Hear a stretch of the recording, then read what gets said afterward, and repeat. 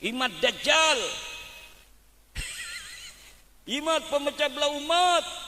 Kalau Ubaid ini bukan anaknya Ahmad bin Isa, lalu anak siapa? Tanggung jawab katanya. Mengatakan Ubaid bukan anaknya Ahmad, tapi tidak tahu katanya Ubaid anak siapa. Saya memang waktu itu belum tahu. Saya jawabnya, ya bukan urusan saya. Yang jelas Ubaid ini bukan anak Ahmad. Mengenai anak siapa dia, curus cari sendiri kata saya. Sekarang saya sudah tahu Pak. Ada di dalam kitab Tuhfatuz Zaman karya Husain Al-Ahdal. Kemudian bantahan-bantahan sudah dilontarkan. Tidak terima mereka dikatakan nasabnya terputus dari sisi ilmu nasab, terputus dari sisi ilmu sejarah, terputus dari sisi ilmu DNA, tidak relevan dan tidak linier akhlaknya dengan akhlaknya Rasulullah Muhammad sallallahu alaihi wasallam. Ada yang masih mereka menggunakan dalil para Ba'lawi dan para pendukungnya ini bahwa nasab Ba'lawi masih bisa untuk diselamatkan dengan teori husnudzon. Saya jawab, husnudzon di dalam kaidah dikatakan la ibrata bidzannil bayyini khata'uh. Dzon itu tidak bisa lagi dihitung apabila sudah jelas salahnya. Nasab Ba'lawi dilawan pakai husnudzon sudah tidak bisa. La ibrata. Kenapa? Karena qad tabayyana khata'uh. Salahnya sudah nampak. Menggunakan dalil suhrah dan istifadah, bahwa sekarang ini kan sudah terkenal. Seluruh orang sudah tahu, dikenal bahwa yang namanya Habib itu cucu Nabi. Saya jawab, Ibnu Hajar Al-Asqalani mengatakan di dalam kitabnya Al-Jawabul Jalil, qala rahimahullah, innan nasaba mimma yasbutu bil istifadati illa ay yasbuta ma yukhalifuh. Nasab itu memang sebagian dari apa yang bisa ditetapkan dengan istifadah. Istifadah itu Bapak ngedenger bahwa Kiai Suparman ini sudah punya istri, dengar dari orang. Lalu bapak-bapak tidak pernah tahu dulu kapan nikahnya, tapi udah tahu bahwa dia punya istri, buktinya punya anak. Itu katanya Kiai Suparman jejaka apa sudah punya istri, sudah, buktinya punya anak, sudah surah dan istifadah, dengar dari orang. Kawinnya enggak tahu, enggak menyaksikan. Itu namanya istifadah bainan nas. Orang dengar-dengar. Itu hukumnya kalau kita bersaksi ditanya hakim, sumpah demi Allah, apakah engkau tahu bahwa Kiai Suparman itu sudah punya istri? Sudah. Dia bukan jejaka? Bukan. Itu walaupun salah tidak berdosa. Kenapa? Karena sudah suhrah dan istifadah. Kiai Suparman sudah punya anak. Tapi illa ayasbuta ma yukhalifuh, kecuali telah datang dalil yang mengatakan sebaliknya. Apabila telah ada dalil yang mengatakan sebaliknya, dalilnya jelas, maka suhrah istifadah ini sudah tidak bisa lagi dipegang sebagai cara penetapan nasab. Orang datang ke pondok Miftahul Jannah bawa anak, ini siapa? Anakku. Padahal itu anak angkatnya. Kemudian dia tinggal di sini 1 minggu, orang manggilnya itu anaknya bapak si fulan itu. Tapi kalau sudah nyata datang sebuah bayyinah sharihah bahwa itu hanya anak angkatnya, maka tidak boleh lagi kita bersaksi atas nama Allah, sumpah di depan pengadilan bahwa dia adalah anak dari orang yang mengaku ayahnya itu. Karena apa? Sudah jelas dia anak angkatnya. Innan nasaba mimma yasbutu bil istifadati illa ayyasbuta ma yukhalifu. Jadi orang yang berpatokan membela nasab Ba'lawi dengan suhra wal istifadah gugur. Yang ketiga, ada yang berpatokan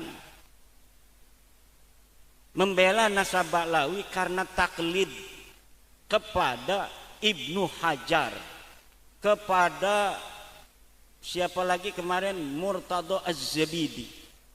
Syekh Ibnu Hajar, Syekh Murtadha Az-Zabidi katanya sudah menetapkan dalam kitabnya. Kalau Syekh Murtadha Az-Zabidi ini kemarin sudah saya jawab bahwa kitabnya kitab palsu, manuskripnya bohong, dapat ngarang sendiri.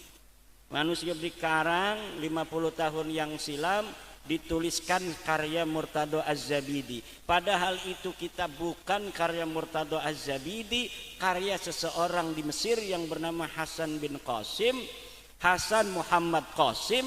Hasan Muhammad Qasim ini adalah teman dari bin Yahya yang ada di Mesir.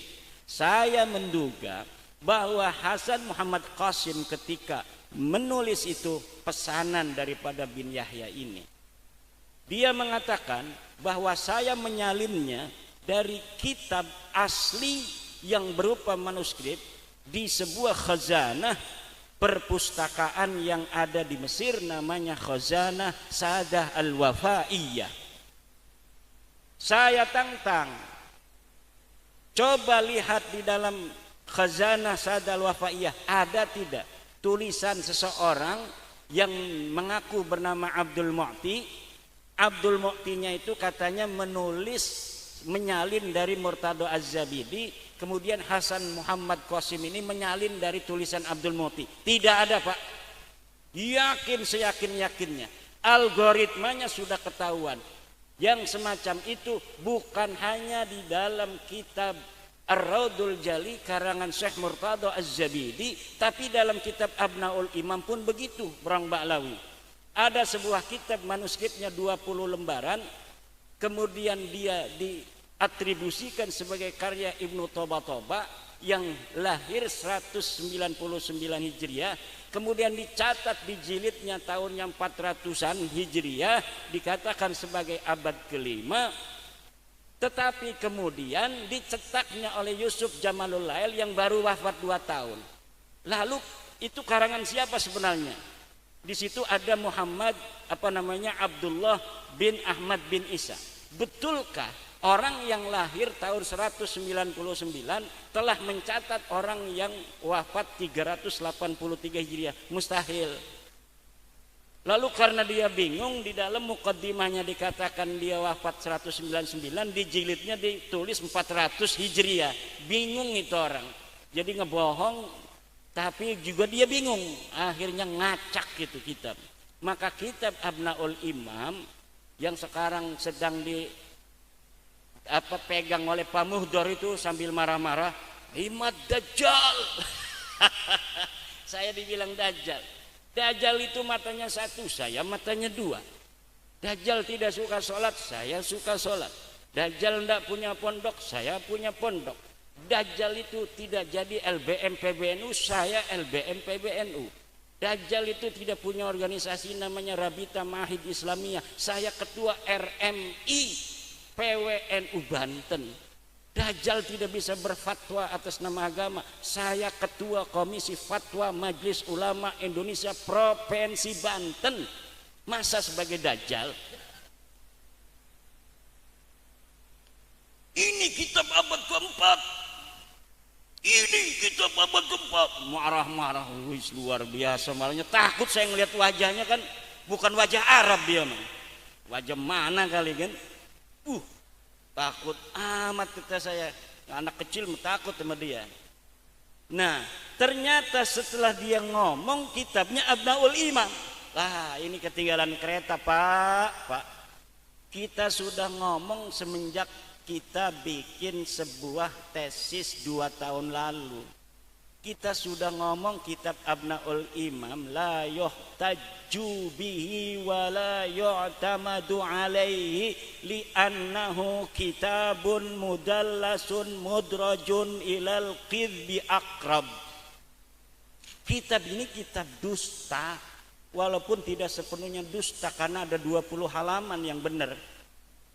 Abdullah nggak ada ditambahin sendiri. Tapi itu sah dikatakan kitab palsu. Kenapa? Di dalam KBBI dikatakan yang namanya susu palsu itu susu asli dicampur air. Itu disebut susu palsu. Maka ketika kita ngomong itu kitab palsu sah. Kenapa? Ada yang aslinya 20 lembar, tapi yang palsunya 160 lembar. Maka disebutlah kitab palsu. Yang namanya kitab palsu tidak semuanya palsu. Seperti susu palsu dikatakan dalam Kamus Besar Bahasa Indonesia bahwa yang namanya susu palsu susu asli yang dicampur air. Jadi mereka menggunakan dalil-dalil apa tadi? Suhrah wal istifadah ya. Itu sudah terbantahkan. Li annan nasaba mimma yasbutu bil istifadati illa ay yasbuta ma yukhalifu. Kemudian pakai dalil taklid. Taklid tadi tuh. Kita ngomong taklid udah. Dalil taklid terbantahkan. Limada? Li anna taklida ba'da dhuhuril hujjati haram. At-taqlid ba'da zuhuril hujjati haram la siyama lil ulama'il ladzina yastati'una al-istidlal. Apalagi bagi ulama yang mampu istidlal. Haram, haram, haram. Tes DNA itu haram. Yang ngomong tes DNA haram ya. Ya mana ada maling itu menghalalkan sidik jari. Kalau maling habis nyuri dia itu kena saudara nyuri. Bapak tahu dari mana? Dari sidik jari. Sidik jari itu haram. Enggak ada dalam kitab Fathul Muinnya, ya enggak ada. Sekarang orang mau dites pakai DNA diharamin dulu tes DNA-nya. Padahal tes DNA itu adalah untuk mengetahui kebenaran kemaslahatan. Dalam kaidah dikatakan idza wujidatil maslahatu fathamma syar'ullah. Apabila sebuah kemaslahatan ditemukan fathamma syar'ullah, disitulah ada syariat Allah. Jadi apa aja pakai dalilnya mereka itu sudah terbantahkan. Ini isinya belum ngomong nih saya. Dari bantahan mereka itu aja. Karena isi mereka tidak bisa jawab, mereka pakai kaidah-kaidah. Kemarin orang dari Iran katanya ulama ahli nasab mau membantah ulama Indonesia. Datang dia pakai video, datangnya pakai video doang, nggak berani orangnya. Udah saya tantang lama, tapi nggak berani. Saya mau datang ke sana atau Anda yang datang kemari? Nggak mau. Maunya pakai video aja. Pakai video kemarin. Dalilnya apa? Dikirain dari Iran datang ke Indonesia ngelawan santri Indonesia itu pakai dalil. Tidak, dalilnya sudah ketinggalan zaman. Satu, dia dalilnya suhrah istifadah. Yang kedua adalah adamul dzikri la yadullu ala adamul wujud. Tidak disebutkan katanya bukan berarti tidak ada. Hanya begitu saja. Kita lawan pakai kaidah adamul al-ilmu bi'adamid dalili dalilun ala adamil mawjud. Al-ilmu bi'adamid dalili dalilun ala adamil mawjud. Kita telah tahu bahwa tidak adanya dalil, itu menunjukkan bahwa tidak adanya madlul. Dalil yang menyebutkan Ubaid sebagai anaknya Ahmad itu tidak ada. Itu menunjukkan bahwa Ubaid itu memang tidak ada sebagai anaknya Ahmad.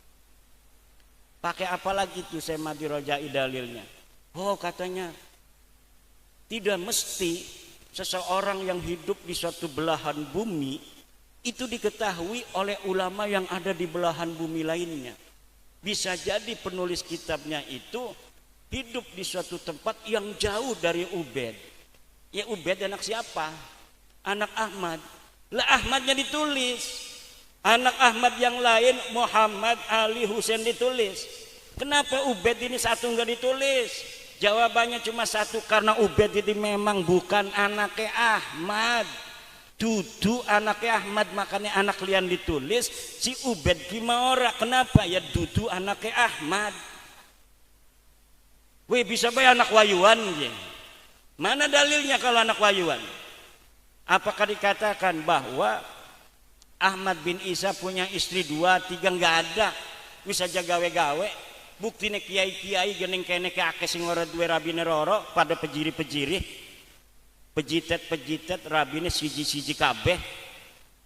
Kecuali ilaman fi qalbihi syaja'ah. Baru berani punya istri 2. Betul enggak? Kiai Ainun berapa? 1 kan? Itu minal khaifin. Kiai Ainun minal khaifin. Jangan pakai dalil-dalil yang tidak ada.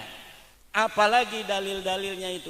Lah sudah jelas dari abad pertama mereka mengaku itu, yaitu abad 9 Hijri. Baru dari situlah mereka itu namanya disebutin, Pak. Oleh siapa? Mereka punya leluhur, ini para kabib-kabib di Indonesia, namanya Ali bin Abu Bakar Asyakran. Wafat 895 Hijriah. Dialah yang nulis kitab namanya Al-Burqatul Musyiqah fi Lubsil Hirqah, apa itu? Al-Burqatul Musyiqah ajalah. Di dalamnya dia mengurut nama-nama leluhurnya. Ali bin Abu Bakar bin Abdurrahman bin Maula Dawila bin Ali Saibud Darak bin Ali Al-Ghayyur bin Muhammad bin Ali bin Muhammad Sahib Mirbat bin Ali Qoli Qosam bin Alwi bin Muhammad bin Alwi bin Ubaid bin Ahmad bin Isa. Bener enggak ini Ubaid anaknya Ahmad, anaknya Isa Ahmadnya? Tidak benar. Karena sebenarnya Ubaid ini anaknya Isa, Isanya anaknya Alwi, Alwinya anaknya Himham. Alwinya anak Muhammad, Muhammad anak Himham, Himham anak Awan, bukan keturunan Nabi itu. Sudah ketahuan, saya sudah tahu siapa bapaknya Ubaid sebenarnya. Dulu orang-orang itu pembela Ba'lawi, nasab Ba'lawi mengatakan, "Hei, Imad Dajjal, Imad pemecah belah umat. Kalau Ubaid ini bukan anaknya Ahmad bin Isa, lalu anak siapa? Tanggung jawab," katanya. Mengatakan Ubaid bukan anaknya Ahmad, tapi tidak tahu katanya Ubaid anak siapa. Saya memang waktu itu belum tahu. Saya jawabnya, ya bukan urusan saya. Yang jelas Ubaid ini bukan anak Ahmad. Mengenai anak siapa dia, curus cari sendiri, kata saya. Sekarang saya sudah tahu, Pak. Ada di dalam kitab Tuhfatuz Zaman karya Husain Al-Ahdal. Husain Al-Ahdal ini dari Bani Ahdal, ngaku cucu Nabi juga. Di Indonesia juga banyak itu Al-Ahdal. Rumel Abbas ngakunya Al-Ahdal juga itu. Rumel Abbas itu sama saya ngaku Al-Ahdal. Saya ini Al-Ahdal yai, bukan Balawi. Iya, tapi sama-sama terputus daripada Rasulullah Muhammad sallallahu alaihi wasallam. Dari zaman dulu keluarga ini saling kuat menguatkan, saling bantu-membantu antara Ba'lawi dan Al-Ahdal. Sekarang pun Al-Ahdal yang ada di Malaysia namanya Al-Mahdali itu bikin kitab membantah saya. Dalamnya cerita fiksi saja bahwa ini sudah terkenal dari zaman dulu. Ahmad itu punya anak namanya Ubaid. Kenapa sekarang berani membatalkan? Apakah tidak takut kepada baginda Nabi? Bagaimana nanti kalau bertemu dengan baginda Nabi membatalkan cucu-cucunya Nabi? Hei, jangan begitu ngomongnya. Apa yang akan terjadi dengan dirimu yang membela Ba'lawi jika bertemu Nabi? Sudah tahu Ba'lawi enggak punya dalil ngaku cucu Nabi. Ilmu nasab terputus, sejarah enggak dicatat, DNA melenceng, bukan orang-orang Arab acan. DNA melenceng, bukan turunan Nabi, bukan orang Arab acan, tapi masih dibela. At-taqlid ba'da duhuril hujjati haram. La ibrata bidzannil bayini khata'u. Akeh kita medalile, sira dalile endi? Wala taqfu ma laisa laka bihi ilm. Jangan kau ikuti yang tidak ada dalil. Sekarang dalilnya mana? Enggak punya dalil-dalilan, husnudon saja. Syekh Hasyim Asy'ari juga dulu katanya tidak membatalkan nasab Ba'lawi.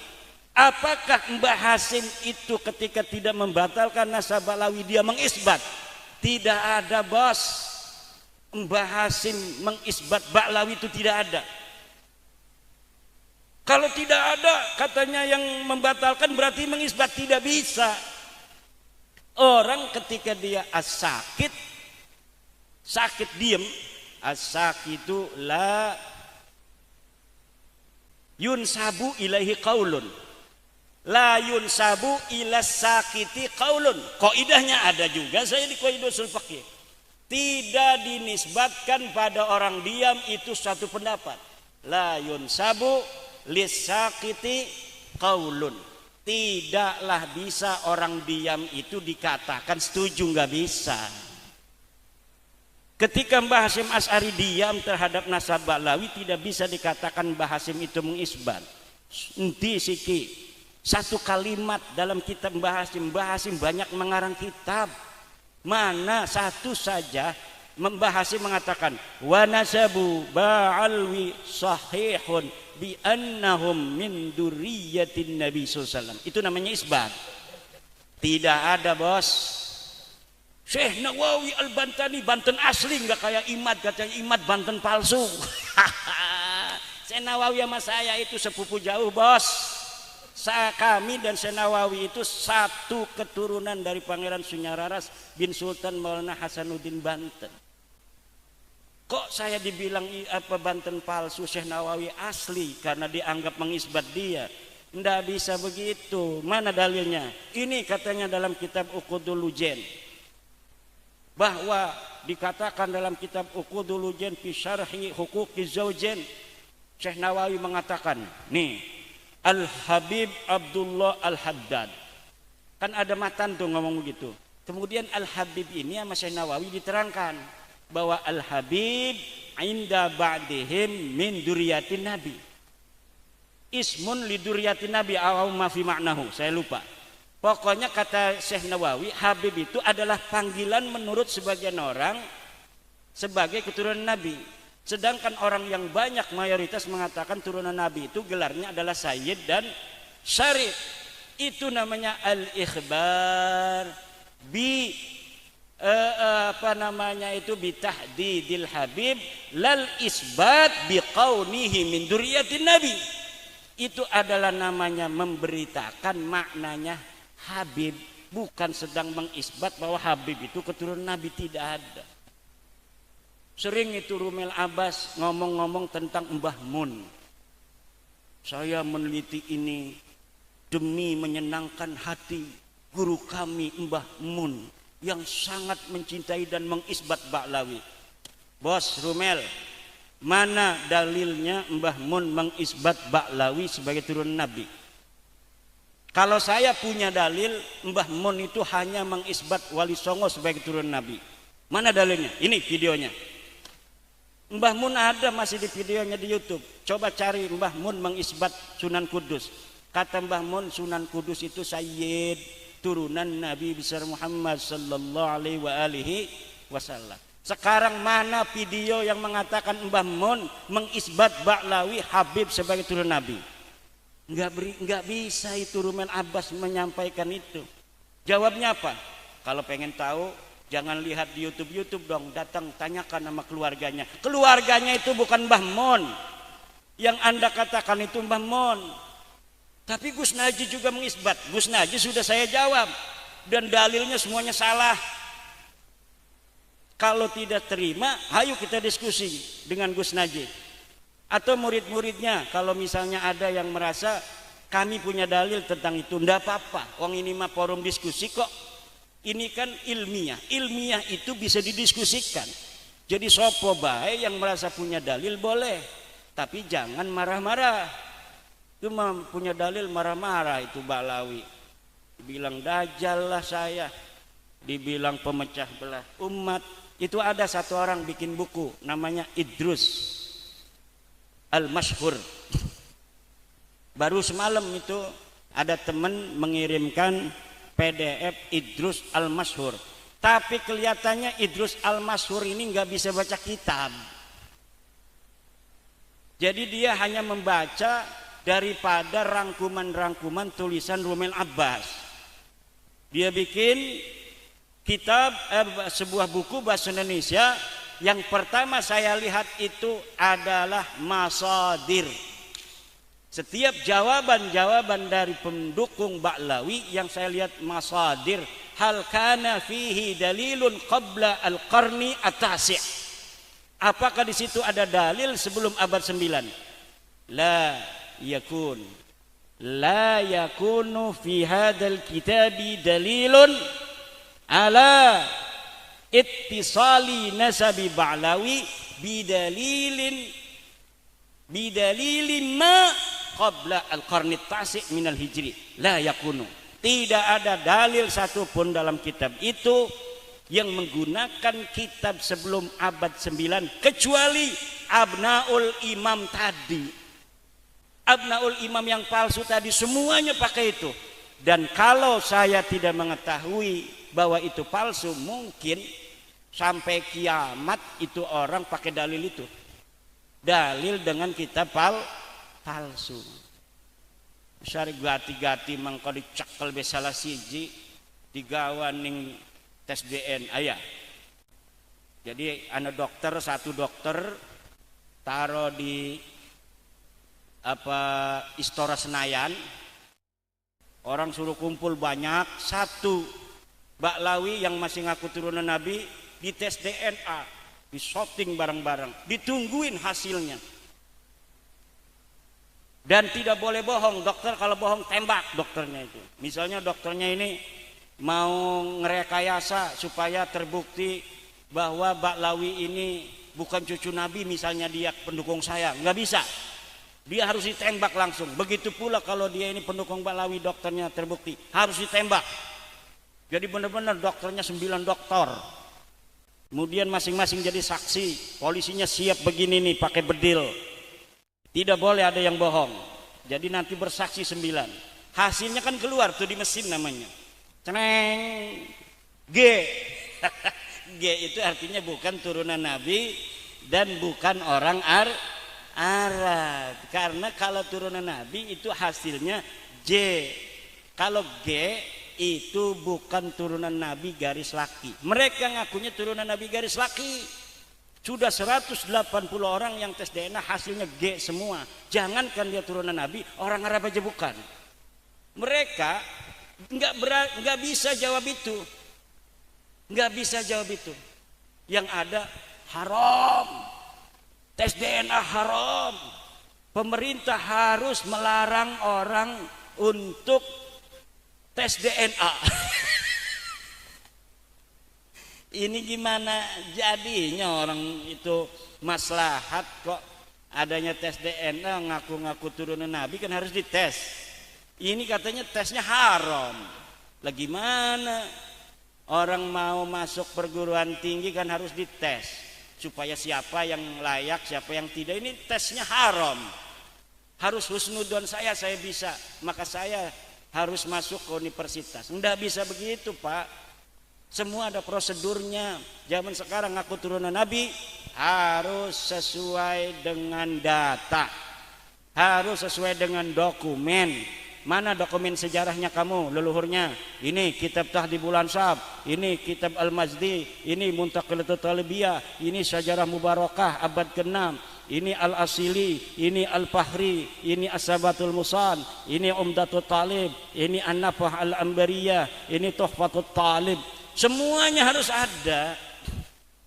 Kitab nasab itu sudah ditulis sejak abad ke-4, Pak. Turunan Nabi itu abad ke-4 itu mulai menyebar di seluruh wilayah Arab turunan Nabi itu, dan semuanya nulis kitab. Toba-toba itu abad kedua sudah nulis, tapi cuma anaknya Sayyidina Hasan dan Sayyidina Husain. Setiap masa kemudian ditulis siapa anaknya, jadi nggak bisa bohong. Nggak bisa bohong orang ngaku-ngaku turunan Nabi sesuai tidak dengan data. Kenapa itu Wali Songo yang dari Genggong mendapat syahadah nasab itu dari Maroko, dari luar negeri? Ya karena ketika ditelusuri Wali Songo ada datanya di luar negerinya. Mereka ini Baklawi di luar negeri nggak ada yang mengisbat. Ngisbat dewek di Jakarta. Wali Songo sudah terbukti oleh para nakib internasional.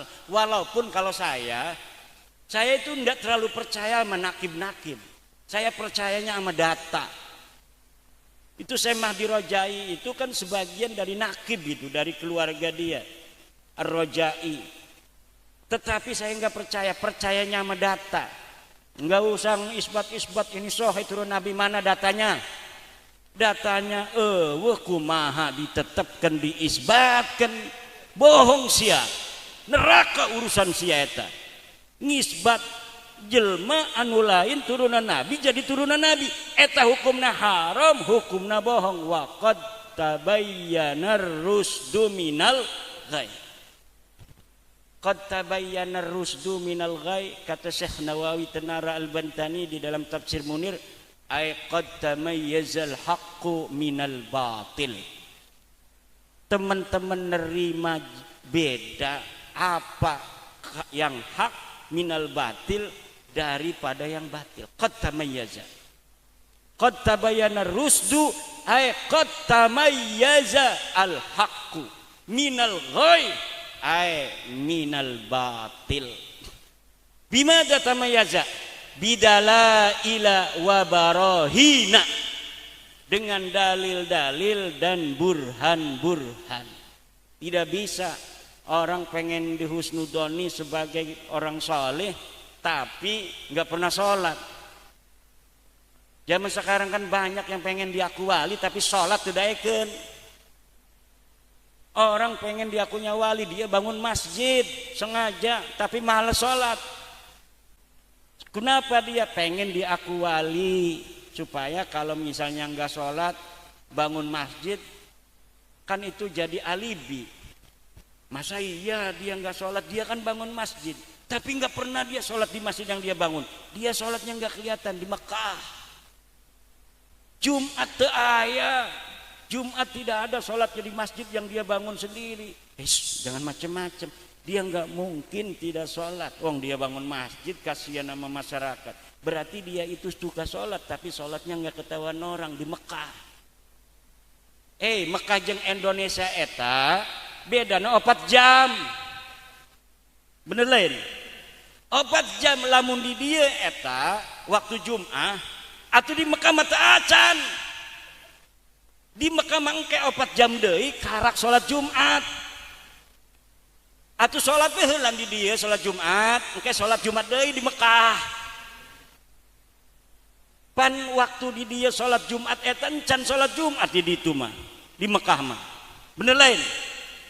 Ieu angkuk-angkuk ngerti teu? Ngerti ora je, angkuk-angkukan bae belagu. Ari orang ngerti ngomong. Aing mah bisa bahasa Jawa, bisa bahasa Sunda ya. Kitu di Banten. Banten eta bahasana Jawa aya, bahasa Sunda ge aya. Nah, abdi eta kampungna bahasa Jawa, tapi sebelahna geus ngomong Sunda. Jadi sekarang ini bapak-bapak sudah sulit. La sabila lahum illa ayyadda'u bi annahum laisu min dzurriyyati nabiyina Muhammadin sallallahu alaihi wasallam. La sabila lahum. La sabila lahum liddi'a bi annahum min dzurriyyati nabi. La sabila lahum. Tidak ada jalan lain kecuali mulai belajar beradaptasi. Oke dah, kita jangan marah-marah lagi. Udah, yang mau percaya saya silahkan, yang gak percaya juga silahkan. Yang mau ceramah saya bukan turunan Nabi, mangga. Mudah-mudahan aingnya turunan Nabi. Bis gitu Jangan katanya itu Imam Dajjal mau ceramah, kita halang pemecah belah umat. Lain pemecah belah umat, aing lain. Saya datang mau ngasih tahu masyarakat, saudara-saudara saya orang Nusantara yang selama ini banyak dimanfaatin oleh orang seperti Anda yang mengaku keturunan Nabi. Karena Anda bukan turunan Nabi, kami ini orang Nusantara sangat mencintai Nabi dan keturunannya. Nabi sudah ngomong, Al-Quran sudah ngomong. Tapi kalau Ubed ini nggak ada di Al-Qurannya, Pak. Nasab Ba'lawi ini nggak ada di hadisnya. Yang ngomong Ali As-Sakran. Syekh Nawawi ini namanya Qaulun Muhtamilun. Bisa mengisbat, bisa tidak. Bagaimana kita tahunya? Dari dalil aja. Ada dalilnya enggak? Kalau ada dalilnya, mari kita verifikasi. Kalau tidak ada dalilnya, ya udah kita abaikan. Kita anggap saja dia tidak mengisbat. Ketika kita tidak mengisbat hari ini, itu husnudzon pada Syekh Nawawi. Husnudzon pada Syekh Nawawi. Bahwa Syekh Nawawi sebenarnya sudah tahu bahwa mereka bukan cucu Nabi. Adapun kalimat sayyid itu la yadullu alal isbat. Lihat di dalam ilmu nasab. Seperti kitab Rasail fi ilmil ansab, muqaddimah fi ilmil ansab, setiap lafaz sayyid dan syarif tidak menunjukkan apapun dalam pengisbatan. Itu yang pertama. Nanti bisa dibantah atau bisa ditambahin oleh penanya.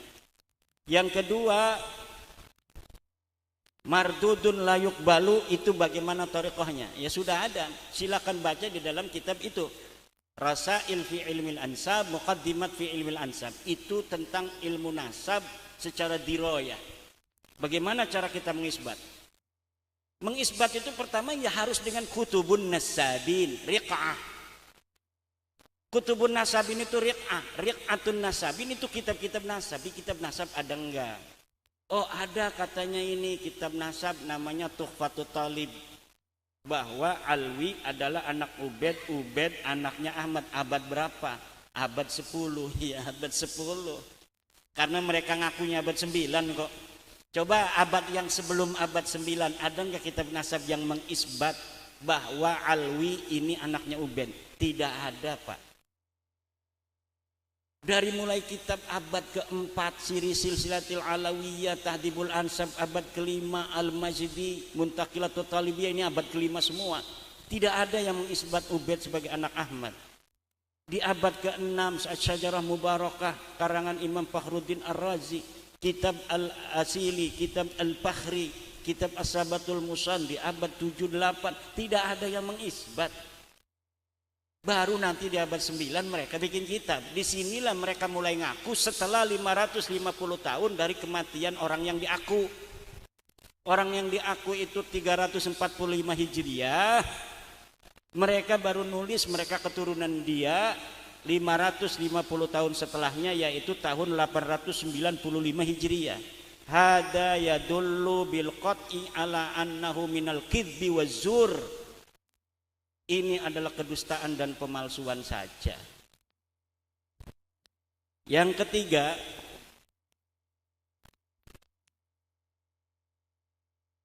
bagaimana, apakah seluruh Habib di Indonesia ini putus? Habib di Indonesia ini yang dipanggil Habib itu mayoritas adalah turunan Alwi bin Ubed. Ubednya katanya anak Ahmad yang tidak terkonfirmasi itu. Al-Attas bin Yahya bin Semit bin Syihab, As-Segab, Ba'bud, Aidit, Berakbah dan sebagainya. Semuanya itu bukan turunan Nabi. Semuanya itu Ba'alwi, orang yang ngaku turunan Nabi pada abad 9. Tetapi ada beberapa klan keluarga keturunan Nabi asli yang diisbat oleh Rabita Alawiyah dari Yaman. Karena di sini mereka sedikit, ada 1-2, ada yang diisbat seperti Az-Zabidi. Az-Zabidi itu turun Nabi, sekarang dipanggilnya Habib juga. Seperti Habib Abu Bakar Az-Zabidi itu. Itu Az-Zabidi itu bukan Ba'alwi. Ada lagi al-ahdal. Al-ahdal pun hari ini diisbatnya oleh Rabita Alawiyah. Tapi kalau al-ahdal, dia bukan Ba'alawi, tapi juga telah terbukti saya melihat bahwa dia bukan turunan Nabi. Karena nama Aon leluhur mereka yang katanya anak Musa Al-Kadzim, terbukti di dalam kitab-kitab nasab sezaman, Aon bukan anaknya Musa Al-Kadzim. Tapi kalau Az-Zabidi ini saya belum meneliti. Ketika saya belum meneliti, kita katakan sahih. Az-Zabidi turun Nabi. Karena saya belum menelitinya. Nah, selama sesuatu hal belum diteliti, maka kita ibqakan ala makana qablu. Enggak boleh kita belum meneliti langsung ngomong ini putus, ini putus. Yang berani harus kita katakan putus hanya orang kabilah yang telah kita teliti dan kita yakini hakul yakin. Seperti Ba'lawi, saya bertanggung jawab dunia akhirat bahwa Ba'lawi ini bukan keturunan Nabi. Seperti saya juga bertanggung jawab bahwa Al-Ahdal ini bukan keturunan Nabi berdasarkan kitab nasab. Kalau berdasar DNA ini masih belum jelas, karena dari mereka yang tes DNA masih sedikit.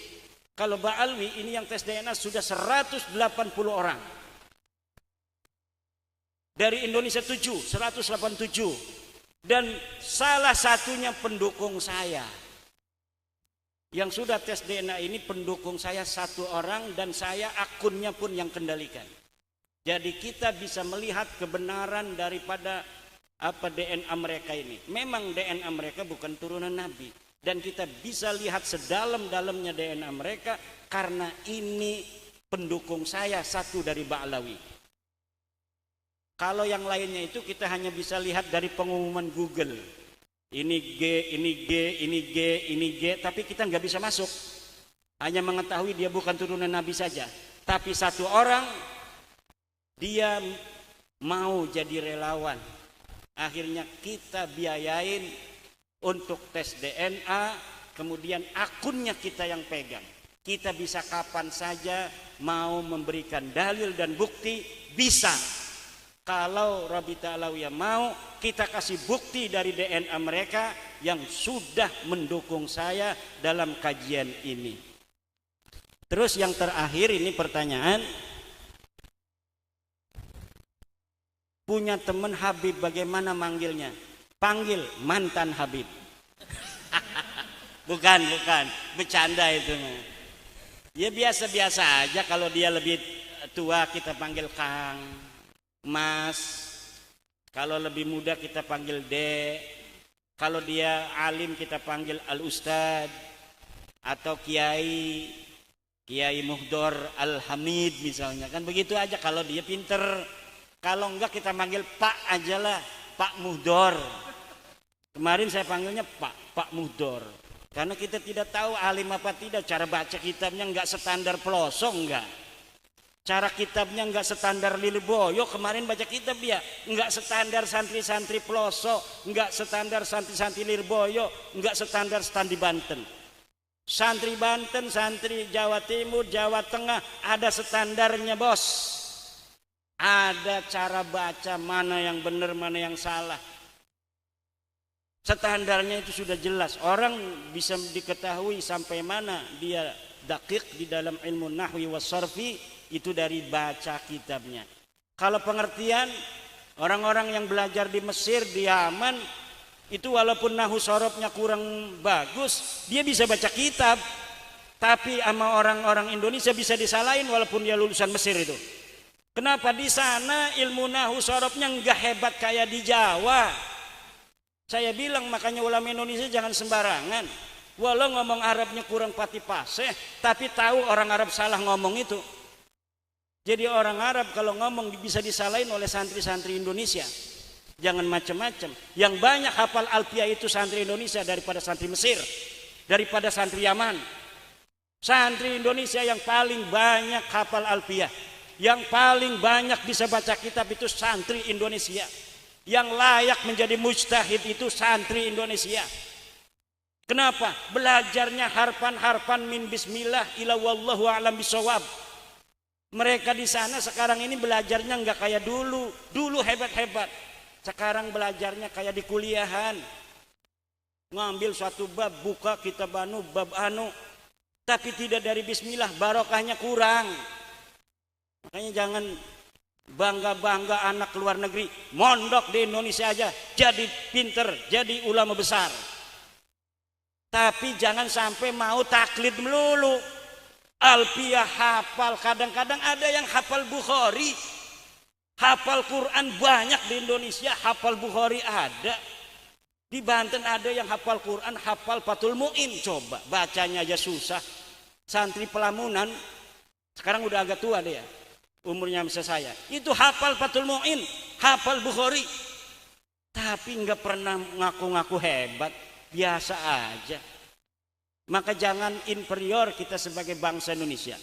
Ini kita dari sisi kulit inferior kepada orang Eropa. Dari sisi agama kita inferior pada orang-orang Timur Tengah. Kalau sudah ngaji di Timur Tengah, dibanggain. Belum tentu Pak bisa baca kitab walaupun dia paham apa yang dibaca. Karena mereka sering baca kitabnya bahasa Arab aja. Ketika baca banyak yang salah, bisa disalahin oleh santri Indonesia. Apalagi yang bukan dari Timur Tengah, dari Persia kayak Syekh Mahdi Rojai. Kemarin ngomongnya aja bahasa Madura apa itu? Syekh Mahdi Rojai, saya nggak paham. Menjawab saya pakai bahasa bukan bahasa Arab, saya nggak paham. Apakah saya dibohongin sama penterjemah? Saya tidak tahu. Maka santri Indonesia dari Sabang sampai Merauke, terutama yang saya kenal itu adalah santri Pulau Jawa, ilmunya mutabahir fi kulli fannin minal funun. Tapi hari ini kenapa kita ini belum go internasional? Karena masih ada inferior, ada taklid di sana yang belum bisa diberantas, ada taklid yang belum bisa diberantas, ada rasa inferior terhadap orang Timur Tengah yang belum bisa hilang. Padahal dia hafal Alfiyah, padahal dia hafal qawaid usuliyah, dia hafal qawaid al-fiqhiyah, dia tamat Jam'ul Jawami, dia tamat al-Mustasfa. Kitab-kitab fikih yang tinggi-tinggi, yang tebal-tebal itu, kalau orang Banten baca Tuhfatul Muhtaj itu dibaca dari A sampai Z itu. Mughnil Muhtaj dibaca dari A sampai Z, bukan hanya nyari-nyari kitab, dibaca. Tafsir Jalalain, Marah Labid, Ibnu Katsir, Tafsir Tabari dibaca. Dari jilid pertama sampai jilid terakhir itu dibaca. Dulu kiai-kiai di Banten bacanya kitab apa kalau tasawuf? Al-Insanul Kamil. Itu tahun 1634 sudah baca kitab Al-Insanul Kamil, ada manuskripnya. Lah, hari-hari ini kita terkungkung oleh taklid yang tiada tara. Mau ngomong kebenaran aja kita nyari-nyari taklid. Misalnya taklid pada Syekh Murtadho Az-Zabidi. Kemudian terbukti Syekh Murtadho Az-Zabidi tidak nulis itu. Oh, kita taklid pada Ibnu Hajar. Ibnu Hajar itu ikhbar, kalimatun la yuqsadu bihal isbat. Kenapa diketahui kalimatun la yuqsadu bihal isbat? Li annahu la yati bidalilin wa burhanin. Karena dia tidak pakai dalil dan tidak pakai burhan. Bagaimana kita mengikuti seseorang yang tidak ada dalil, sementara orang yang punya dalil dibilang dajjal? Aneh bin ajaib. Kenapa ini? Ada kungkungan taklid, kungkungan apa ya dalam santri kita ini yang belum bisa keluar.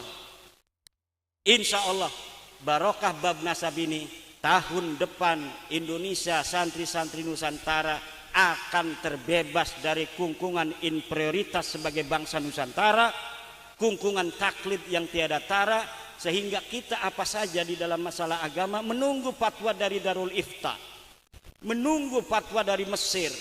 Ngapain kita tunggu-tunggu dari sana? Kita sudah punya LBM PBNU. Saya kenal yang ada di LBM PBNU 20 para santri-santri kiai yang luar biasa ilmunya. Kenapa kita harus tunggu dari luar negeri dulu tentang fatwa suatu masalah hukum? Nah, kami pengen menggugat. Kami lihat banyak sekali kejanggalan-kejanggalan dari berbagai perspektif yang dilakukan oleh saudara Haji Madun Usman dalam pemikirannya, dalam penelitiannya. Ini yang akan insya Allah kami, kalau bahasa Betawinya, preteli satu persatu. akan kami ungkap satu persatu insyaallah. Berharapnya sebetulnya ada langsung supaya bisa terjadi diskusi dialog dua arah, saling menjawab, saling menyanggah, saling memberikan argumen, ad-dalil bid-dalil, al-hujjah bil-hujjah. Tapi ala kulli hal insyaallah kullu syai' fi salih. Maka saya enggak mau berpanjang lebar, saya kenalkan satu persatu. Saya sendiri Al-Faqir Muhammad Hanif bin Abdurrahman Al-Attas. Kemudian hadir di sini ada Gus Wafi, Ustadz Muhammad Wafi, Muhammad Abdul Wafi, Muhammad Fuad Abdul Wafi. Beliau alumni Sidogiri, santrinya Kiai Haji Nawawi Abdul Jalil dan masyayikh Sidogiri. Juga di sini ada yang udah nggak asing lagi, ada Gus Rumel Abbas. Saya kira layak fa'alan nas gambar al-mu'arraf la yu'arraf, al-mu'arraf la yu'arraf, nggak perlu saya kenalkan lagi. Juga di sini bersama kami ada Al-Ustadz Maimun Nafis. Ustadz Maimun Nafis ini santrinya Mbah Maimun Zubair, santrinya Gus Najih bin Maimun Zubair. Beliau alumni dan juga guru di Sarang saat ini di Al-Anwar. Dan juga ada Al-Ustadz Muhaimin Bahiruddin, ini juga santri dari Hadratus Syekh Kiai Haji Maimun Zubair dan para masyayikh Sarang. Beliau juga alumni, pernah jadi guru juga di Sarang dan sekarang sudah boyong rumahnya. Bersama kita juga di sini ada Sayyid Muhammad As-Segaf atau yang dikenal Habib Muhammad Aventador. Saya nyari-nyari apa ini Aventador, ternyata mobil Habib Aventador itu, Ferrari Aventador. Di sini juga ada Dr. Idrus Al-Masyhur. Beliau cukup lama menggeluti penelitian di bidang nasab dan lain sebagainya, dan beliau seorang akademisi. Juga ada Dr. Zen Hafi. Beliau salah satu pakar DNA. Nah, saya kira kita mintakan kepada Gus Rumel untuk memberikan prolog terhadap diskusi ini insyaallah. Fadhal Gus. Selamat pagi orang-orang yang dibatalkan nasabnya, tapi sekali penggugat diundang di rumahnya dianggap pengecut dan gak ilmiah. Padahal seharusnya yang datang di sini itu kan orang yang sejak dulu 2 tahun terakhir bicara tentang tesis, tapi saya belum pernah sekalipun melihat apa yang diucapkan sebagai tesis diuji dalam sidang yang lebih akademik. Perkenalkan, saya Ramli, seperti yang disampaikan oleh Habib Hanif, akhirnya terbongkar nama, dan saya adalah contoh yang paling tepat untuk melogikakan secara historis nama Abdullah dan juga Ubaidillah. Bukanlah suatu yang kontroversial, bukanlah suatu yang jika tidak ada bukti historisnya, apakah dia adalah sosok yang fiktif gitu. Belum pernah saya lihat, saya adalah orang yang selama 1 tahun terakhir ya, genap 1 tahun terakhir itu mewawancari beberapa pakar, beberapa intelektual, baik ada di Indonesia maupun di tempat yang lain, dan belum pernah saya sekalipun mendengar ketika saya sodori tesisnya Kiai Haji Madudin, kecuali para pakar itu mengatakan ini penelitian orang bodoh yang belum pernah tahu bagaimana cara ilmu nasab bekerja. Saya sengaja mengawali presentasi ini dengan kalimat seperti itu karena diakui atau tidak banyak orang yang berusaha menepis dan meng-exaggerate apa nyebutnya itu, terlalu melebih-lebihkan, meng-overrated itu penelitian yang seharusnya bisa disebut cuma clipping dan makalah, tapi naik derajatnya menjadi tesis yang sangat akademik. Bahkan untuk menggugatnya pun harus seorang doktor, kredensinya jelas, kuliah di mana, namanya pun jelas gitu. Terlalu berbelit-belit dan terlalu birokratis. Sementara kita selama 2 tahun melihat bagaimana beliau berkeliling dengan teman-temannya tanpa birokrasi, tanpa tedeng aling-aling. Tidak pernah saya melihat di dalam sidang akademik dan juga penontonnya pun segmented, semuanya tendensius. Tapi ya sayangnya beliau tidak hadir di sini untuk melihat apakah beliau serius tentang keseriusannya dengan ilmu pengetahuan, apakah beliau berani untuk bicara secara adil di depan orang yang berilmu. Ada Habib Hanif, ada yang sering disebut berkali-kali oleh Mas Sugeng yaitu Aventador, namanya Muhammad As-Segaf Mas Sugeng. Tapi di belakang semua ini adalah orang-orang yang sangat mencintai ilmu, dan kita tidak ingin ada tendensi macam-macam dalam penelitian ini. Saya berusaha ini jadi klimaks dari cekcok 2 tahun terakhir karena melelahkan. Terlalu banyak framing, terlalu banyak insinuasi, terlalu banyak terlalu fasis gitu. Melihat yang dilebih-lebihkan sebagai tesis itu ternyata nggak lebih dari sekadar clipping dan juga makalah. Akhirnya ada temennya yang berusaha untuk menutupi titel yang cukup tinggi yang seharusnya tidak layak diberikan kepadanya, yang akhirnya ngomong kalau ilmu nasab itu kan ilmu bangkai gitu. Wah, Ilmu nasab adalah ilmu yang nyebutnya ilmu fosil. Jika memang ini saintifik, di kampus modern mana ada studinya, ada mata kuliahnya. Justru itulah masalahnya. Jika Anda semua membaca 5 kitab yang disusun oleh Kiai Imad, 80%-nya itu pakai kaidah nasab. Semuanya adalah catatan genealogi dari ulama ahli nasab.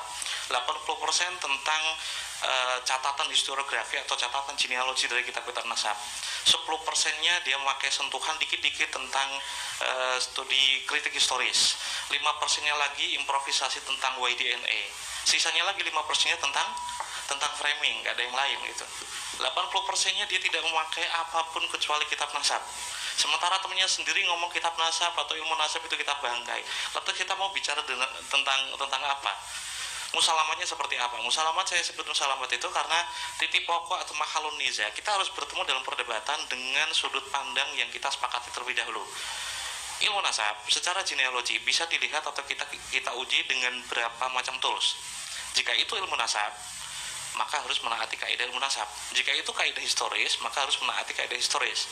Terus jika memang ini bicara tools biologi atau tools genealogi, karena ini kan fenomena biologi ya, nasab atau fulan bin fulan itu kan fenomena biologis, maka harus memakai tools biologis yang memang teruji dari pakar. Gitu. Saya belum pernah mendapati, ya seperti tadi ya, belum pernah ada pakar yang saya lihat ketika saya sodori, ini ada orang yang batal-batalin nasab Alawi nih gitu.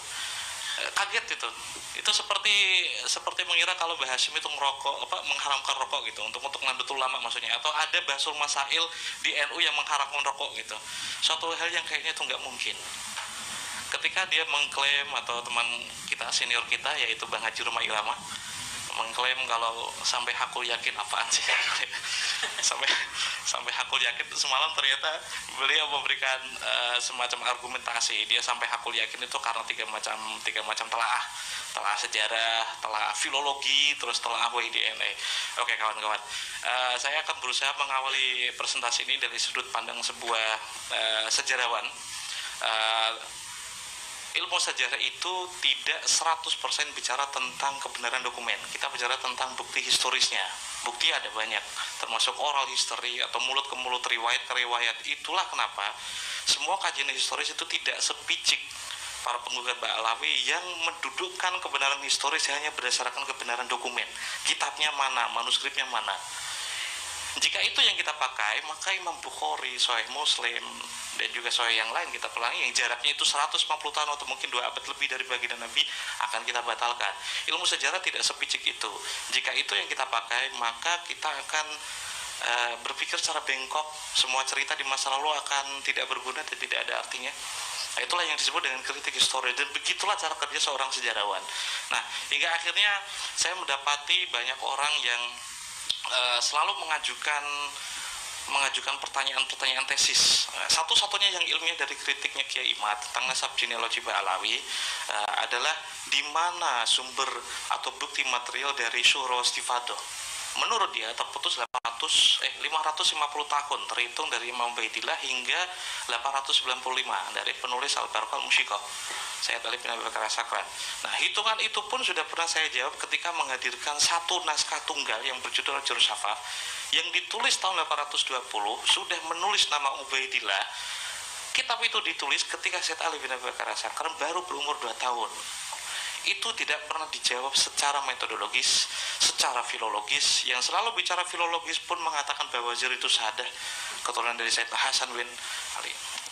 Orang-orang seperti ini mau bicara tentang filologi. Orang-orang seperti ini dipercaya sebagai pakar filolog. Orang seperti ini dipercaya sebagai pakar sejarah. Dan telaahnya yang maktang, Bang Roma katanya pakai manuskrip. Manuskrip apa coba?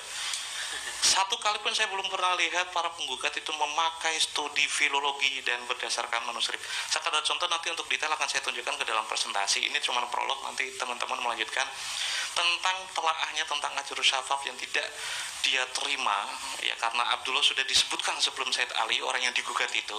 Belum pernah saya lihat sekalipun dia meminta maaf karena menuduh Sayyid Ali, penulis kitab itu, sebagai pencangkok nasab. Padahal ketika beliau baru berumur 2 tahun, berarti kan masih menyusui. Mungkinkah orang yang menyusui memberikan informasi tentang kakeknya kepada orang yang 15 tahun kemudian sudah wafat? Ya nggak mungkin. Kitab itu cuma langsung diklaim ini kitab yang cukup diragukan karena naskahnya baru ditulis 45 tahun sebelumnya. Ya karena emang nggak modal, nggak mau nyari gitu. Peneliti itu kan ya memang sifatnya itu kan pencarian, to search itu berarti kan mencari. Jika informasi yang nggak dapat di situ, apakah benar kitab itu ditulis 45 tahun atau 50 tahun yang lalu? Akhirnya saya menemukan 3 naskah pembanding yang lebih tua dari itu, ditulis sekitar 200-an tahun yang lalu lah. Jauh sebelum ada geger nasab, jauh sebelum ada mungkin semasa dengan Imam Murtado Az-Zabidi di Yaman sudah ada manuskripnya, dan ada intelektual yang sudah mengutip beberapa kali kitab itu dan menyebutkan Ubaidillah di sana. Saya berusaha memberikan pengantar itu untuk menunjukkan kepada Anda semua ada orang yang tidak jujur ketika melakukan gugatan. Berkali-kali saya menagih, apakah Anda bisa mempertahankan tesis Anda tentang, kali pertama disebutkan tahun 895 dari Al-Barqa Mushikot, itu sudah ada banyak bukti material yang bisa menjawab itu. Alih-alih menjawabnya akhirnya framing lagi, ya seperti itulah. 80% isinya cuma kitab nasab, 10%-nya dikit-dikit bahasa sejarah, 5%-nya improvisasi tentang WIDNE kayak Askenazi, kayak paham aja gitu Askenazi itu apa sih ceritanya. 5%-nya itu ya sisanya framing gitu. Ada ijma ulama yang disebutkan oleh diantaranya Al-Allamah Amin bin Fadlullah Al-Muhibbi Ad-Dimashqi dalam kitabnya Khulasatul Athar menyebutkan bahwasanya Alawi huwa ibnu Ubaidillah bin Ahmad bin Isa fa innahu jadduhumul akbar al-jami' li nasabihim wa nasabuhum mujmi'un alaihi ahlut tahqiq. Menurut keterangan dari Al-Muhibbi, ini nasabnya Alwi bin Ubaidillah atau yang disebut nanti keturunannya Ba'alawi, nasab mereka itu diijma' keabsahannya oleh ahlu tahqiq, para ulama. Ini keterangan dari Al-Muhibbi, seorang muarrikh. Juga San'ani, pengarang Subul Salam Syarah Bulughul Maram yang sangat dikenal di dunia pesantren Indonesia, itu mengatakan bahwasanya yang namanya Sa'ad Ba'alawi itu Ahlul Bait bila raibin aqlan wa syar'an wa urfan, atau syar'an wa aqlan wa urfan. Ini dalam kitabnya Al-Masail Al-Mardiyah fi Ittifaq Ahli Sunnah wa Zaidiyah. Kalau nyarinya di Google mungkin enggak ketemu. Tahu ketemu apa enggak, wallahu alam. Karena ini makhtut di Universitas Sana'a. Nah, jadi kata As-San'ani, pengarang Subul Salam ini, Sa'ad Ba'alawi ini Ahlul Bait tanpa keraguan sedikit pun. Syara'an, baik secara syariat, aqlan atau secara logika, urfan atau secara uruf, tanpa keraguan sedikit pun. Nggak sampai di situ. An-Nabhani, ini yang sampai diejek-ejek oleh sebagian orang yang nggak tahu kadar beliau siapa An-Nabhani, itu sampai mengatakan inna sadatana ala bi'alawi qad ajma'atul ummah al-muhammadiyah fi sa'ir al-a'sar wal aqtar ala annahum min as-sahih ahli bait nubuwwati nasaban.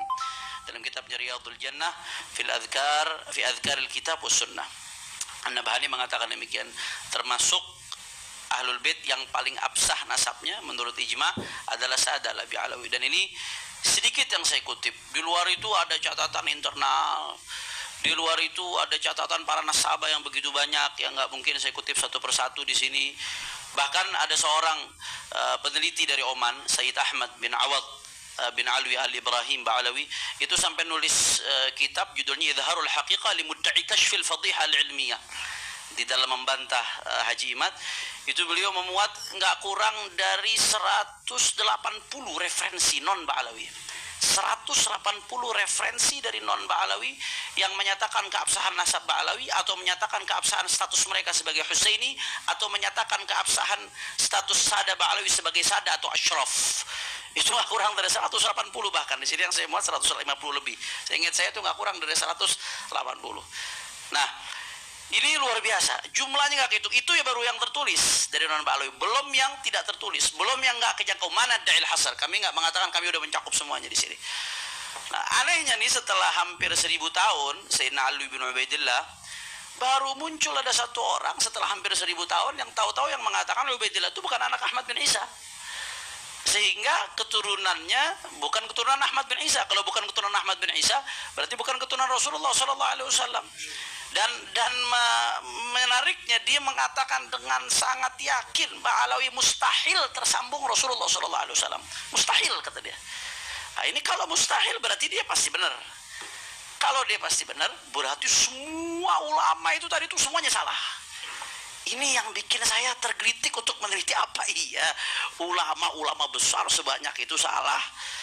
Apa iya sekelas Ibnu Hajar Al-Haytami, Al-Hafidh As-Sakhawi, Asy-Syarqawi, Sayyid Bakri Syata, Al-Hafidh Murtada Az-Zabidi, An-Nabhani, Syekh Nawawi Al-Bantani, kemudian Buya Hamka, dan banyak sekali. Ya, kami nggak bisa paparkan satu persatu. Insya Allah nanti kami akan launching ini dalam buku, kami sudah siapkan semua secara ilmiah, kami uraikan secara lengkap. Ya, nanti insya Allah akan ada sesinya tersendiri. Itu kok bisa?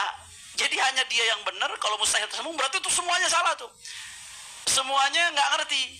Semuanya ya minimal kena prank Mbak Alawi, berarti semuanya nggak ada yang paham. Ini yang menjadi titik mulai penelitian kami. Apa iya ulama itu rame-rame salah secara berjamaah, secara kompak? Maka sebelum kita masuk, seperti yang tadi disinggung oleh Habib Syekhan bin Abdul Qadir Segaf, Ketua Maktab Daim, ya, kita dudukkan dulu permasalahan sesuai dengan porsinya. Kita mau meninjau sebuah objek, kita harus tahu ini berkaitan dengan disiplin ilmu apa. Mau bicara soal bahasa, ya bicara soal nahwu sharaf, keabsahan sebuah susunan kata dalam bahasa, dan seterusnya. Kita bicara soal ini pernikahan sah apa enggak, ya lihat di ilmu fikih dong. Tinjau pakai sudut pandang ilmu fikih, sah nggak pernikahannya. Karena bukan seenaknya sendiri kita mau ninjau satu objek penelitian terus nentuin standar sendiri, kemudian bebas seenaknya sendiri menyatakan ini sah nggak sah. Coba dudukin dulu apa yang lagi dibahas. Ternyata yang kita bahas ini nasab, objeknya tentang nasab. Nasab itu ada ilmunya. Al-Allamah Haji Khalifah dalam kitabnya Kashfudz Dzunun itu menjelaskan bahwasanya ilmu ansab wa ilmun yuta'arraf minhu ansabun nas wa qawaiduhu al-kulliyatu wal juz'iyatu wal gharadu minhu al-ihtirazu 'an al-khata' fi nasab syakhsin. Ilmu nasab ini yang sama Mas Sugeng dibilang apa? Ilmu apa? Bangkai. Ilmu udah jadi bangkai katanya. Setahu saya para ahli-ahli DNA yang asli pun nggak pernah merendahkan disiplin keilmuan lain. Setahu saya menghargai disiplin-disiplin keilmuan lain. Itu ilmu ini ilmu yang diakui dalam disiplin keilmuan Islam khususnya. Itu sebagai ilmu yuta'arraf minhu ansabun nas, ilmu untuk mengetahui nasab-nasab orang. Wa qawaidu, dan kaidah-kaidah dalam ilmu nasab, baik kaidah yang kulli atau kaidah yang juz'i. Apa tujuan ilmu nasab? Ini nih yang paling penting. Al-gharad minhu al-ihtiraz 'anil khata' fi nasabi syakhsin. Itu ada ilmu nasab supaya orang nggak salah di dalam menilai nasab seseorang. Nah, maka kita kembali, kalau mau nilai keabsahan atau tidaknya sebuah nasab, ya lihat dong perspektif kaidah ilmu nasab itu seperti apa. Kita coba cek. Nah, sekarang apa sih pertanyaan, apa tolak ukur keabsahan sebuah nasab? Saya ini singkat saja ya, karena nanti saya akan fokus masuk ke kritisi terhadap pemikiran saudara Haji Imad. Apa sih tolak ukur sebuah nasab? Ternyata para pakar teori ilmu nasab itu menyebutkan ada beberapa turuk, beberapa jalan untuk mengisbat nasab, untuk mengakui keabsahan sebuah nasab. Ya, di antaranya ini yang saya sebutkan mungkin yang berkaitan dengan nasab jauh. Karena kalau saya rinci satu-satu, sebagian turuk itu yang berkaitan dengan nasab dekat. Yang berkaitan dengan nasab jauh, satu tercantum dalam kitab nasab yang ditulis oleh ulama ahli nasab atau nasabah yang terpercaya atau thiqah. Turuk ya berarti jalan, salah satu aja terpenuhi udah cukup.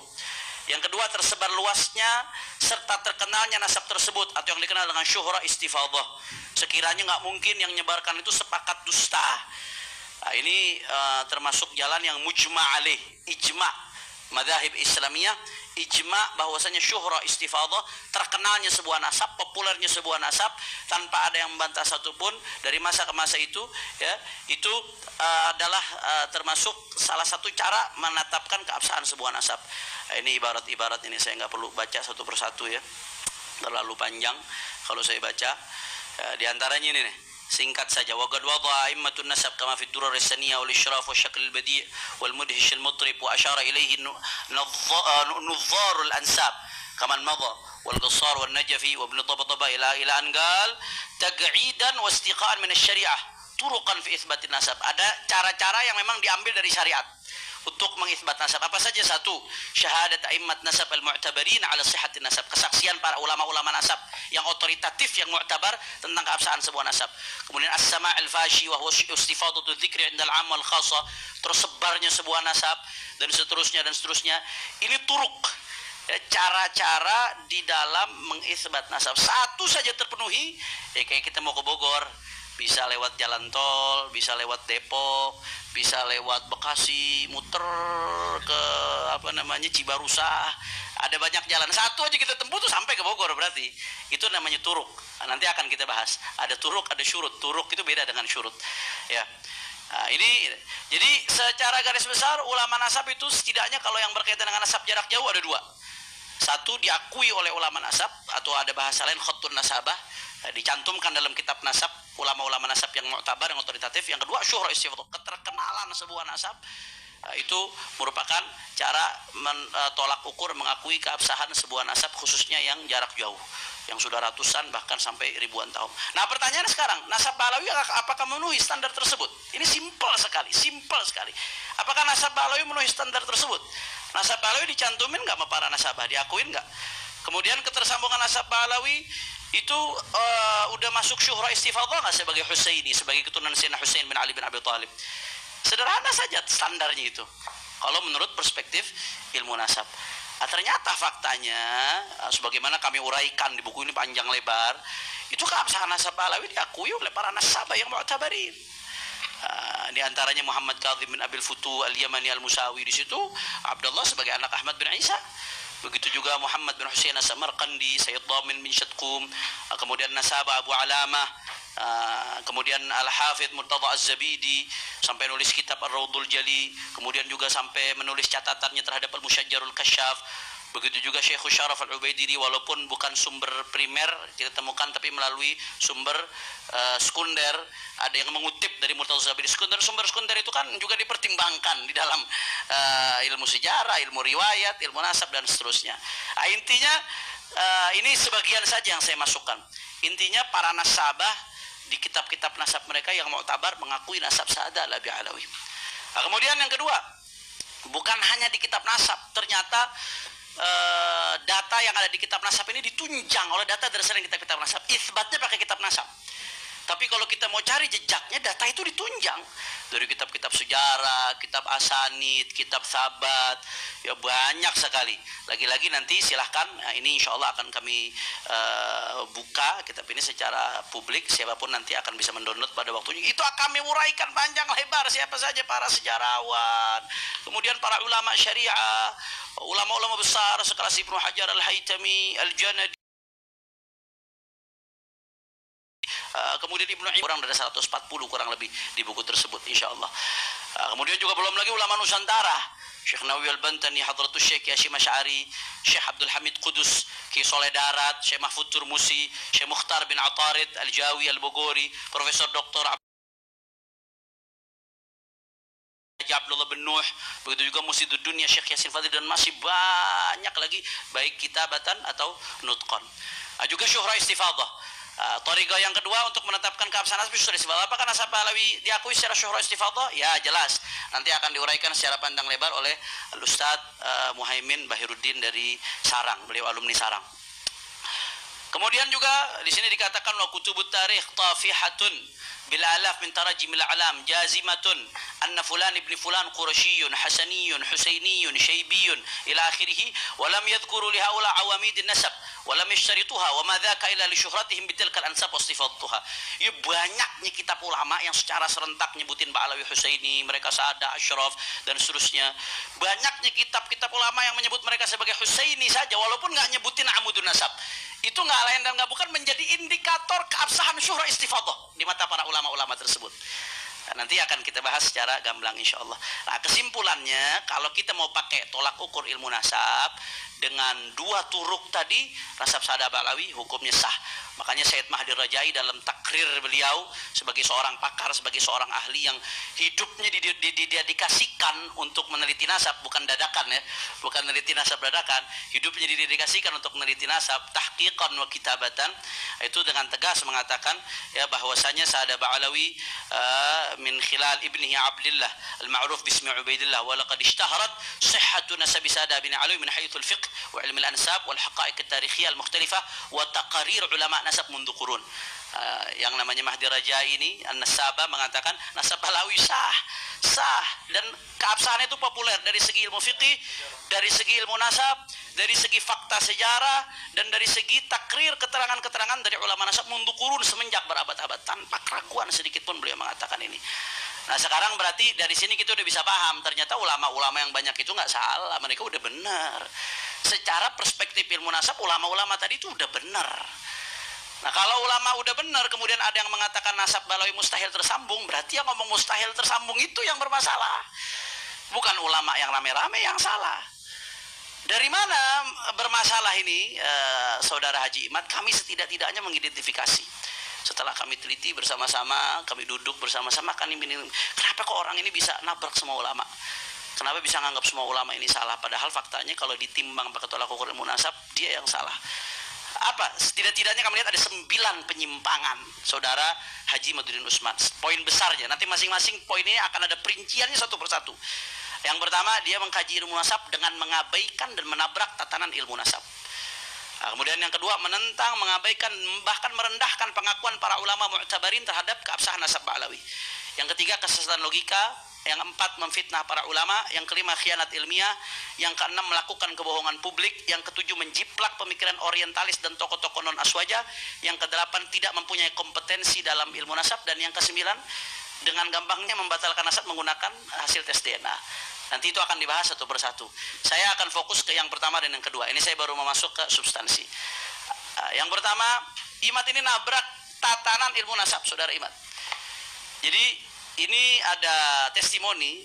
Ini terima kasih banyak Gus Rumel, peneliti beneran yang sampai ke luar negeri mau wawancara para pakar, Gus. Ketika mewawancara An-Nasabah Ibrahim bin Mansur, yang memang kitabnya banyak dijadikan rujukan oleh Saudara Imad. Kalau kita baca buku-buku Imad, tulisan-tulisan itu banyak merujuk ke Nasabah Ibrahim bin Mansur. Apalagi Al-Ifadhah, terkait Syura Istifadhah itu dia banyak merujuk ke kitab tersebut. Jadi sebelum hasil wawancara ini keluar, ya, Haji Imad itu sering mengutip daripada kitab-kitabnya Ibrahim bin Mansur ini. Walaupun setelah hasil wawancaranya keluar ternyata ngakuin Ba'alawi, lain lagi itu ceritanya nanti. Ya. Kata beliau, la yubtilu nasab al-ashraf al-Ba'alawi al-Husainiyin illa rajulun jahilun bi usul wa qawaid ilmu nasab. Enggak membatalkan nasab Ba'alawi kecuali orang yang enggak ngerti usul dan kaidah ilmu nasab. Itu salah satu sebab utamanya. Nah, sekarang saya pengen buktikan benar nggak nih omongan beliau. Coba kita lihat apa aja kaidah ilmu nasab yang ditabrak oleh Haji Imaduddin Usman ini. Yang pertama, mewajibkan kitab sezaman. Ini ada artikel, dia menulis kitab sezaman adalah mutlak untuk meneliti kesahihan nasab. Mutlak berarti nggak boleh nggak. Kalau nggak ada kitab sezaman di setiap tabaqatun nasab itu harus ada kitab sezaman, berarti itu kalau mutlak ya.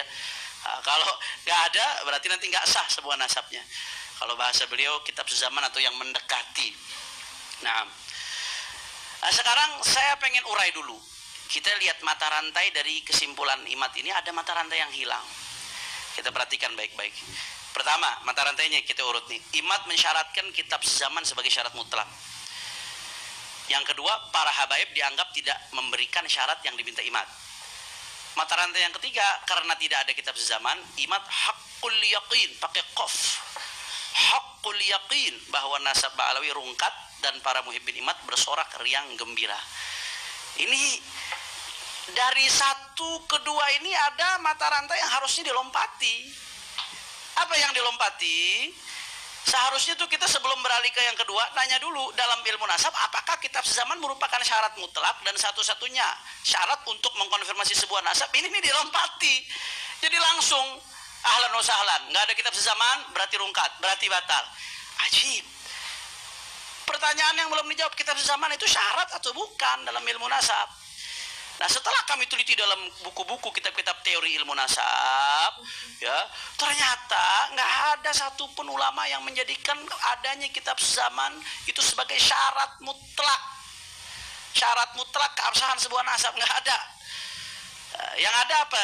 Tadi khutun nasabah, ada keterangan dari nasabah walaupun nggak sezaman. Kemudian juga syuhra istifadhah. Bahkan di sini Sayyid Walid Al-Uraidi. Walid Al-Uraidi ini cucu daripada Ahmad bin Isa dari jalur Ali bin Ahmad bin Isa, dan dia ngakuin Ba'alawi. Padahal kalau Ubaidillah itu fiktif, harusnya yang protes dia, karena kakek saya dicuri ini, dicangkol ini, jadi apa istilahnya, cangkok. Tapi ini cucunya Ali bin Ahmad bin Isa, saudaranya Ubaidillah bin Ahmad bin Isa, tapi nggak ada masalah karena jelas sekali bagi mereka itu. Waktu itu mengatakan ajma'an nasabun fit tahaqquq bi iqrar nasabi ma an yatathabbat. Nah, konsekuensinya gara-gara syarat kitab zaman ini apa yang dilakukan ini fatal sekali. Dan ini nanti akan kita jelaskan apa konsekuensi daripada syarat ini. Gara-gara alasan ini, Imad itu nolak catatan para nasabah yang nggak sezaman. Ditolak mentah-mentah catatan nasabah yang nggak sezaman gara-gara syarat ini nih. Padahal syarat catatan nasabah itu menjadi syarat keabsahan sebuah nasab. Walaupun nggak sezaman. Kenapa? Kenapa kok diterima catatan para nasabah walaupun nggak sezaman? Karena satu, ilmu nasab ini berdasarkan riwayat. Nggak ada ilmu nasab itu akal-akalan. Nggak ada nama muncul atau ditulis. Maka kalau ada nasabah yang thiqah, dia nggak akan mengisbat sebuah nasab kecuali setelah proses validasi. Itu prosesnya. Karena ada ancaman dari Rasulullah SAW. Man kadzaba alayya muta'ammidan falyatabawwa maq'adahu minan nar. Orang yang bohong atas nama Rasulullah SAW itu siap-siap tempatnya di neraka, kata Nabi SAW. Bahkan secara nasab secara umum sekalipun, laisa min rajulin idda'a li ghairi abi wa huwa ya'lamu illa kafara billah wa man idda'a qauman laisa lahu fihim nasabun falyatabawwa maq'adahu minan nar. Ya, itu orang yang ngaku-ngaku bukan bapaknya itu adalah kufur. Ngaku-ngaku aja kufur, apalagi nyambungin nasab orang. Dan mendapatkan ancaman laknat dalam riwayat-riwayat hadis lain. Maka para nasabah yang thiqah ini nggak sembarangan. Nanti kalau sudah nyatet melalui proses validasi, ya betul-betul diperiksa, ini betul-betul nyambung apa enggak, dan pasti by data sebelumnya. Walaupun ya tradisi catatan kaki itu sejak kapan sih? Tradisi nyebutin sumber sejak kapan sih? Dan kalau mau dibuka itu kitab-kitab nasab yang dipakai oleh saudara Imad, Tahdzibul Ansab, kemudian juga Al-Majdi dan lain-lain, itu saya lihat nggak ada yang nyebutin sumber referensi itu di catatannya. Karena memang dia nasab itu mencantumkan setelah dia proses validasi, menurut dia ini udah tepat secara ilmu nasab, secara ilmu syariah itu dicantumkan. Makanya keterangan seorang nasabah yang thiqah, yang mu'tabar, yang diakui kepakarannya dari ilmu nasab itu diterima. Dan Syed Hussein bin Haidar al-Hashimi dalam kitabnya Rasail fil Ansab ini menceritakan bagaimana proses validasi yang dilakukan oleh seorang nasabah sehingga begitu kuat. Nah, itu dia melalui proses tahrirun nasab, bima'na an yabsutan nasab taratan wa yushajjiruhu ukhra, ya ditahrir dulu, ditahqiq itu nasab. Kemudian setelah itu diukur ini masuk akal apa enggak zamannya, waktunya, wafatnya dan lain sebagainya. Kemudian yang ketiga, kalau memang sah nanti udah benar diperiksa, ini abudun nasabnya udah mustaqim atau belum, perlu ditakwim atau tidak, perlu diluruskan atau tidak, ada yang perlu dikoreksi atau tidak. Itu diperiksa secara detail. Nah, ini sebelum saya lanjut sedikit ini ada yang lucu nih. Ini dikutip oleh saudara Imad di dalam salah satu artikelnya, ibarat ini untuk membenarkan syarat sezaman. Nah, kata-kata ini nih.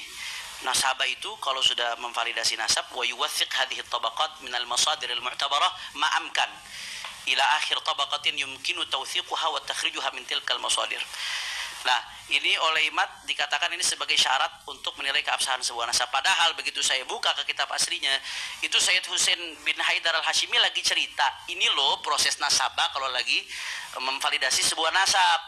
Artinya kalau udah ada nasab dicantumkan oleh nasabah itu udah melalui proses ini, itu yang pertama tuh. Jadi ini bukan syurut itsbatu nasab, bukan. Syed Hussein bin Haidar al-Hashimi lagi cerita, ini loh proses validasi nasab yang dilakukan oleh para nasabah al-habar yang sekarang kitab-kitabnya itu kita nikmati. Jadi justru ini menguatkan bahwasanya keterangan seorang nasabah itu luar biasa validasinya. Nah, kemudian yang kedua ada yang menarik. Imad ini menerjemahkan wa yuwathiq hadhihi tabaqat min al-masadir al-mu'tabarah ma amkan ila akhir tabaqatin yumkinu tawthiquha wa takhrijuha min tilkal masadir. Wa yuwathiq diartikan dan nasabah itu harus menguji. Yuwathiq itu diartikan menguji. Saya ingat betul itu di websitenya. Jangan sampai direvisi nanti Gus tulisan di websitenya itu. Menguji setiap tingkatan nasab ini dengan sumber-sumber sebisa mungkin sampai tingkatan akhir yang bisa dilakukan. Nah, ini dijadikan alasan dalil harus ada kitab sezaman. Padahal di sini sedang satu yuwathiq itu artinya bukan menguji. Yuwathiq itu artinya menguatkan dengan dokumen, dengan data.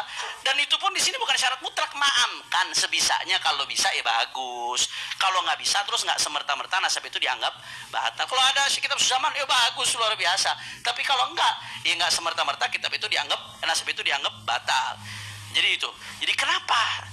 Yang ingin saya bahas di sini, kalau tadi Habib Syekhan mengatakan nasabah itu keterangannya diterima, yang pengen saya bahas kenapa nasabah itu keterangannya diterima walaupun nggak sezaman. Karena memang setelah melalui proses validasi yang begitu kuat, kemudian ada ancaman dari Nabi, bohong atas nama Nabi, neraka, menisbatkan kebukan bapaknya neraka.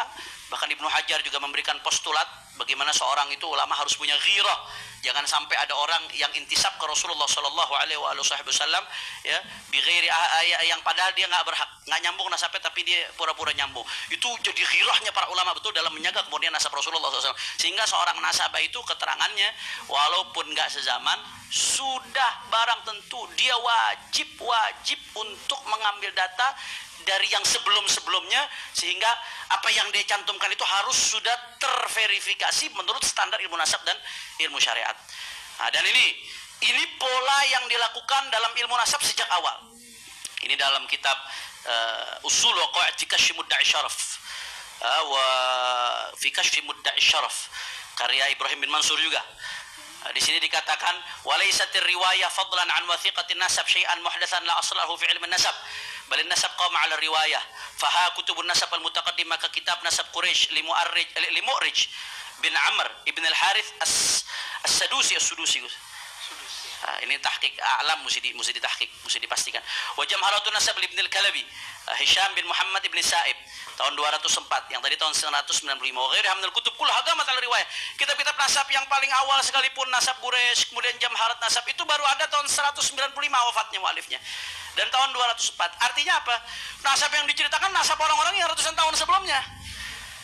Tapi kenapa diterima? Karena mereka memang melakukan periwayatan dari lisan ke lisan yang mereka cantumkan sudah sesuai standar daripada ilmu syariat, maka mereka cantumkan. Karena kalau mau dituntut harus sezaman, ini nggak ada yang diterima. Ini dari awal munculnya ilmu nasab nggak ada yang diterima. Karena awal pun tahun 195 wafatnya itu pengarang Nasab Quraisy, dan pengarang Jamharatun Nasab tahun 204 wafatnya, itu meriwayatkan, menceritakan tentang nasab-nasab yang ratusan tahun sebelumnya, dan itu diterima oleh para ulama. Karena mereka berdasarkan satu thiqah periwayatannya. Yang kedua, nggak mungkin mereka ngarang-ngarang. Kalau mereka ngarang-ngarang, terbukti ulama akan menjarah.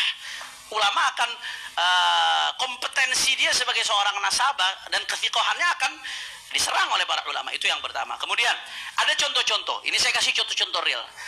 Bagaimana para ulama itu selama nasab itu syuhra wal istifadah, terkenal, ulama-ulama itu akan menerima nasab tersebut walaupun nanti ada nama-nama yang kalau ditarik ke atas nggak akan ketemu di kitab nasab manapun, di kitab tarajim manapun. Ini kita bisa lihat ini. Nah, ini namadzij qabul riwayat amudin nasab raghma adami dzikri ba'd al-ajdad fil kutub. Saya kasih contoh-contohnya. Ini saya ambil dari kitab Usul wa Qawaid fi Kashfi Mudda'i Syaraf. Kita lihat. Ini contohnya diantaranya Imam Ahmad bin Hanbal. Imam Ahmad bin